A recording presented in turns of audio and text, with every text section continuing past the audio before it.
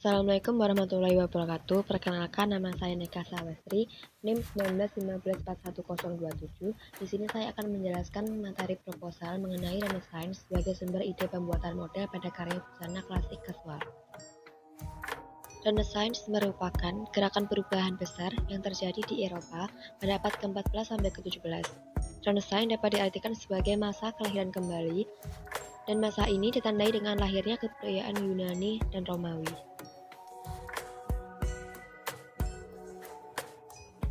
Sumber ide dan penciptaan motif. Karena terinspirasi dan tertarik pada busana era Renaissance yang menjadikan saya dapat menentukan tema dan konsep pada karya. Dalam aspek ini, saya memilih motif batik yang sudah ada dan saya melakukan pengembangan pada motif tersebut. Motif batik parang menjadi salah satu pilihan penciptaan motif utama dalam karya. Mengaplikasikan motif. Dengan membatik pada kain polos, proses pewarnaan hingga menjadi kain batik jadi. Dapat dikatakan jika saya harus menambahkan unsur tradisional pada karya ini. Selain sebagai faktor utama pada tugas akhir, hal ini juga menjadi nilai tambah pada aspek tradisional.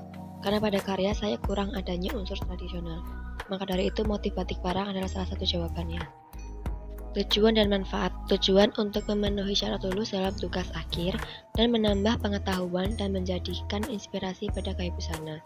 Manfaat untuk pengembangan motif yang dibuat dapat menjadi inspirasi dan menarik perhatian, dan model pada busana dapat menjadi sebuah ide saat akan berpakaian semi-resmi.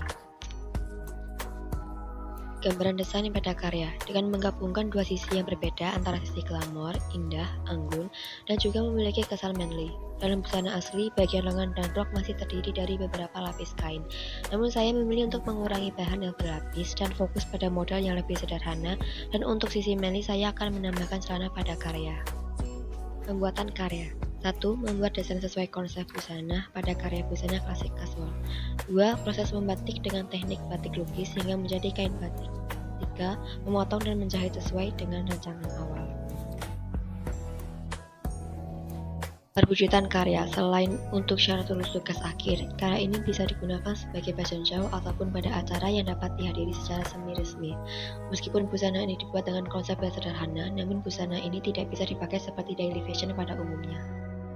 Dengan pembahasan ini, bisa mempermudah saya dalam pengerjaan tugas akhir yang saya kerjakan nantinya, dengan membuat motif pengembangan dari batik parang sebagai motif utama saya.